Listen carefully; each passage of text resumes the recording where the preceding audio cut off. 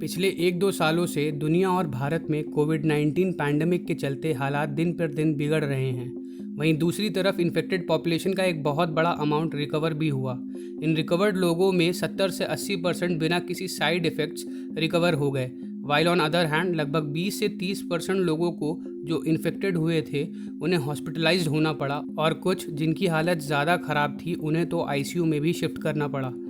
जब पहली बार वुहान से निकले इस वायरस के बारे में चाइना द्वारा बताया गया, तब से एक बात तो बिल्कुल क्लियर थी दैट पीपल विद कोमॉर्बिडिटीज़, मतलब जिन्हें एक से ज़्यादा हेल्थ इश्यूज़ हों, जैसे ज़्यादा उम्र होना, obesity, uncontrolled diabetes, heart disease के साथ साथ रेस्पिरेटरी डिसीज़ हो, उन्हें काफ़ी सावधान रहना पड़ेगा। हेलो, आपका स्वागत है लाल ग्लासेस में। मेरा नाम है तरुण। आप मुझे फॉलो कर सकते हैं इंस्टाग्राम पर। और आज हम आसान शब्दों में बात करने वाले हैं म्यूकोरमाइकोसिस के बारे में। फ़िलहाल कोविड-19 से रिकवर्ड होने के बाद भी एक बेहद सीवियर डिसीज़ होने का खतरा है, जिसे म्यूकोरमाइकोसिस बोलते हैं। ये खासकर उनके लिए ज़्यादा खतरनाक है जिनका ट्रीटमेंट आईसीयू में हुआ। म्यूकोरमाइकोसिस एक सीरियस पर काफ़ी रेयर फंगल इन्फेक्शन है जो फंगी के एक ग्रुप जिसे म्यूकोरमाइसेट्स कहते हैं उनकी वजह से होता है। फंगी एक अलग तरीके का ऑर्गेनिज्म होता है जो ना इंसान, ना जानवर और ना ही किसी बैक्टीरिया की कैटेगरी में आता है। अगर आप चाहेंगे तो मैं फ्यूचर में फंगी के ऊपर काफ़ी डिटेल्ड वीडियो बना दूंगा। खैर, म्यूकोरमाइकोसिस होने का खतरा सबसे ज़्यादा यूजुअली उन लोगों को होता है जिनकी इम्यूनिटी काफ़ी कम हो और उसके साथ उनकी डायबिटीज़ भी अनकंट्रोल्ड रहती हो। अन्य वजहों जिनसे म्यूकोरमाइकोसिस होता है उनमें स्टेरॉयड ट्रीटमेंट, कैंसर और एचआईवी एड्स ट्रीटमेंट या आयरन ओवरलोड होने के दौरान डीफेरोक्सामीन मेडिसिन इस्तेमाल की हो, वो सब इसमें शामिल हैं। जब कोविड-19 इन्फेक्शन काफ़ी सीरियस हो जाता है तब पेशेंट को स्टेरॉइड्स की हेवी डोज दी जाती है to save the life of the patient. Unfortunately इस वजह से उन लोगों में डायबिटीज़ की शुरुआत हो सकती है जिन्हें कभी डायबिटीज़ थी ही नहीं, या उन लोगों का ब्लड ग्लूकोज लेवल बढ़ सकता है जिन्हें ऑलरेडी डायबिटीज़ है।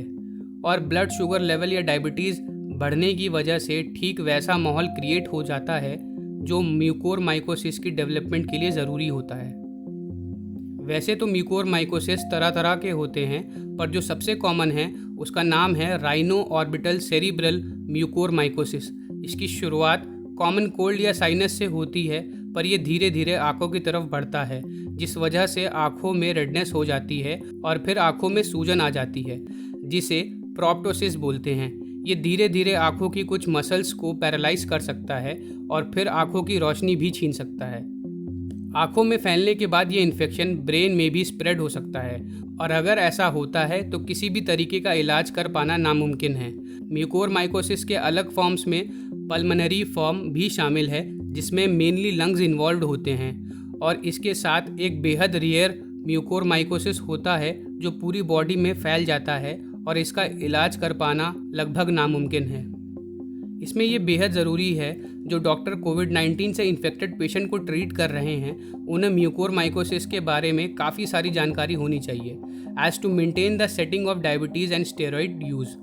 अगर शुरुआत में ही इस बीमारी को डायग्नोस कर लिया जाए और उसके साथ एक एग्रेसिव ट्रीटमेंट दे दिया जाए तो पेशेंट ठीक भी हो सकता है। इसके ट्रीटमेंट में एंटी फंगल ड्रग जैसे एम्फोटेरेसिन बी का इस्तेमाल किया जाता है, जो एक काफ़ी टॉक्सिक और एक्सपेंसिव मेडिसिन है।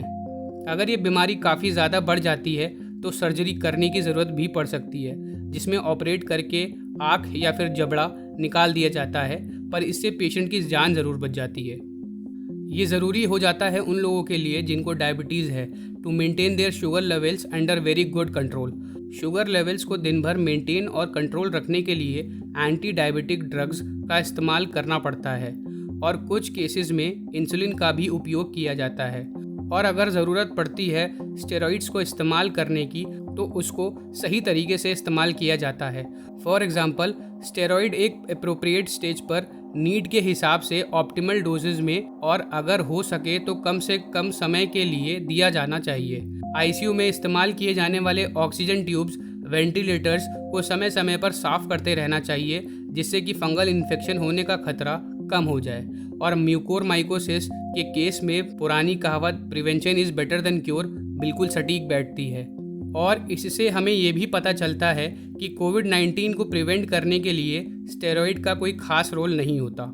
वास्तव में असलियत ये है कि स्टेरॉइड किसी भी इंसान की इम्यूनिटी को कम कर देता है और कोविड-19 के रिस्क को और ज़्यादा बढ़ा सकता है। ऑल्सो ब्लड स्ट्रीम में वायरस प्रेजेंट होने के इनिशियल फेज़ में अगर आप स्टेरॉइड का इस्तेमाल करते हैं तो वो इस वायरस को और ज़्यादा फैला सकता है, जिससे कोविड-19 इन्फेक्शन और बुरी तरह फैल सकता है। स्टेरॉइड्स को बहुत ध्यान से इस्तेमाल करना सिर्फ तभी ठीक होता है जब साइटोकाइन स्टॉर्म को सस्पेक्ट किया जाए। ये यूजुअली कोविड-19 होने के दूसरे हफ्ते में होता है। कोविड-19 से लड़ते वक्त म्यूकोरमाइकोसिस से बचने के लिए अपने डायबिटीज़ लेवल को मेंटेन रखें, शुगर लेवल्स को रेगुलर मॉनिटर करते रहें और एक बैलेंस डाइट लें जिसमें ग्रीन वेजिटेबल्स और प्रोटीन्स की मात्रा ज़्यादा हो, और उसके साथ डेली कम से कम 30 से 40 मिनट एक्सरसाइज भी ज़रूर करें। और सबसे ज़्यादा ज़रूरी काम, कोविड-19 से बचने के लिए बनाई गई वैक्सीन को ज़रूर लगवाएं, जो आपको कोविड-19 के बेहद गंभीर कॉम्प्लेक्सिटीज़ से बचने में मदद करेंगी। आज के लिए इस लेक्चर में बस इतना ही।